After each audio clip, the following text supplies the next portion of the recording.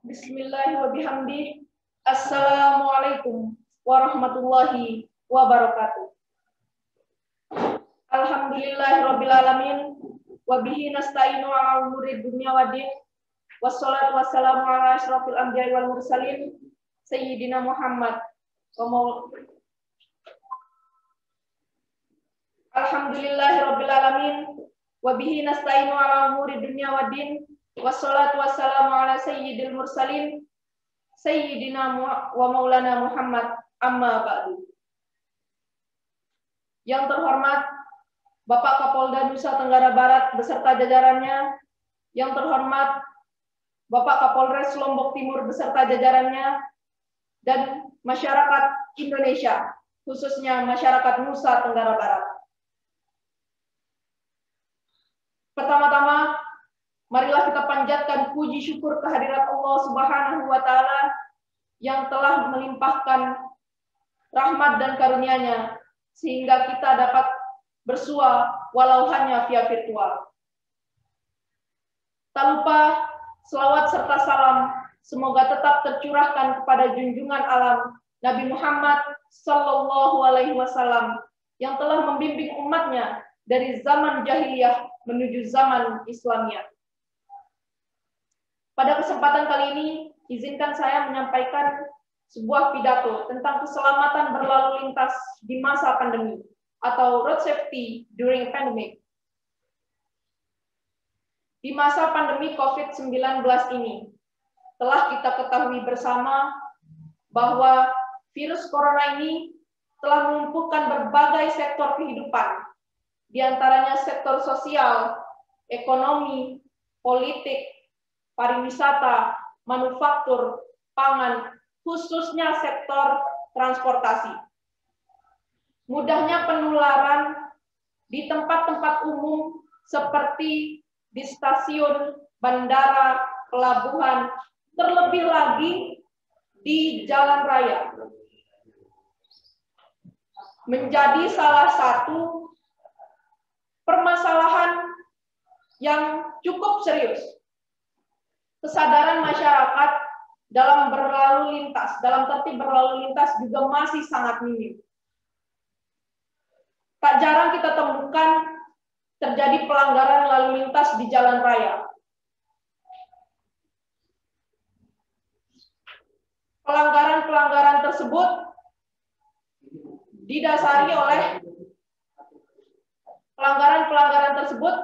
karena kurang pemahaman oleh masyarakat. Direktorat Dirlantas Polda NTB menyatakan bahwa jumlah atau angka kecelakaan lebih besar, lebih tinggi daripada angka kematian akibat virus corona.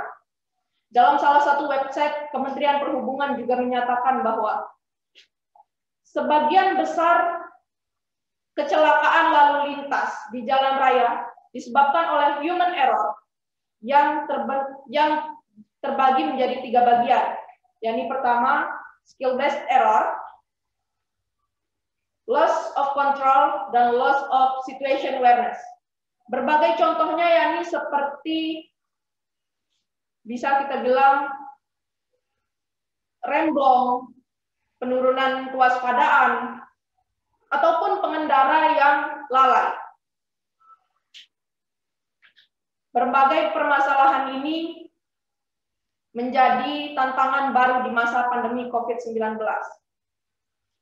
Kita dianjurkan untuk mematuhi protokol kesehatan 3M, yakni mencuci tangan pada air yang mengalir menggunakan sabun, menjaga jarak, dan menggunakan masker. Lantas apakah kita harus menerapkan protokol kesehatan selama berkendara? Tentu saja. Lalu bagaimana caranya agar tetap tertib berlalu lintas, tapi juga tetap menerapkan protokol kesehatan? Ada beberapa hal yang bisa kita lakukan di sini. Yakni pertama, melengkapi surat-surat kendaraan, mematuhi rambu-rambu lalu lintas, menggunakan helm, parkir pada tempat yang sudah disediakan, dan tidak lupa untuk menerapkan protokol kesehatan seperti menggunakan masker atau face shield. Di samping kita diwajibkan menggunakan helm, kita juga diwajibkan menggunakan masker. Pemerintah telah dengan tegas mewajibkan kepada seluruh masyarakat Indonesia untuk menggunakan masker. Selanjutnya, kita juga bisa mengurangi penumpang hingga 50% batas maksimal. Selain itu juga kita bisa menjaga jarak dalam khususnya di persimpangan jalan. Tujuannya agar meminimalisir penyebaran COVID-19. Bayangkan jika saat kita bepergian keluar, lalu terpapar COVID-19 dan pulang lalu menularkannya kepada orang lain. Apakah kita tidak akan merasa bersalah? Bagaimana jika orang-orang yang tertular oleh kita adalah orang-orang yang kita sayangi, seperti orang tua, teman, kerabat, dan lainnya? Sebagai upaya dalam meminimalisir virus COVID-19, pemerintah juga telah menerapkan sistem diseminasi, yakni di mana para aparat kepolisian mensosialisasikan kepada masyarakat agar mematuhi keamanan dalam berlalu lintas, dan serta tidak lupa untuk mematuhi protokol kesehatan. Di masa pandemi seperti sekarang ini, sosial media tidak bisa kita pungkiri sebagai salah satu sarana komunikasi yang sangat banyak dipergunakan orang. Hal ini bisa kita manfaatkan sebagai sarana pendekatan kepada masyarakat tentang program diseminasi yang dijalankan oleh pihak kepolisian. Di samping itu, semoga di jalan-jalan raya di Nusa Tenggara Barat, khususnya di Lombok Timur ini, kedepannya akan ada rekayasa lalu lintas, seperti pembuatan zona henti, pemasangan rambu wajib masker, dan pemantauan CCTV, di mana sekarang sudah mulai pemberlakuan tilang elektronik untuk khususnya ditujukan kepada kendaraan-kendaraan yang mungkin merupakan hasil kejahatan ataupun pengendara pagah yang ngeyel dengan kesalahan yang berlebihan. Anjuran dalam tertib berlalu lintas tidak hanya merupakan permasalahan duniawi, tetapi juga berkaitan dengan masalah akhirat. Sebagaimana firman Allah dalam Quran surah An-Nisa ayat 59. A'udzubillahi minasyaitonirrajim. Bismillahirrahmanirrahim.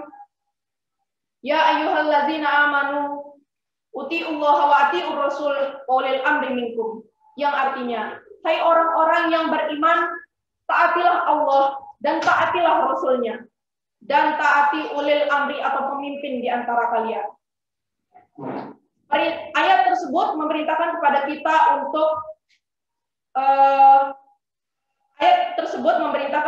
kita untuk mematuhi kebijakan yang telah dibuat oleh pemerintah, oleh penegak hukum, di mana dalam hal ini adalah pihak kepolisian.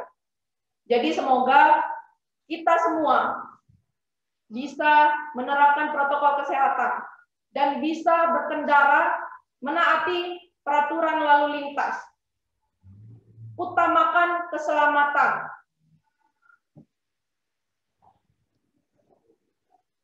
Saya harap semua program kepolisian bisa berjalan dengan baik dan masyarakat bisa mematuhi semua kebijakan-kebijakan tersebut. Kalau bukan kita, siapa lagi? Kalau bukan sekarang, kapan lagi? Mungkin hanya ini yang dapat saya sampaikan. Kurang lebihnya saya mohon maaf, karena kesempurnaan hanya milik Allah Subhanahu wa Ta'ala semata. Akhirul kalam, wassalamualaikum warahmatullahi wabarakatuh.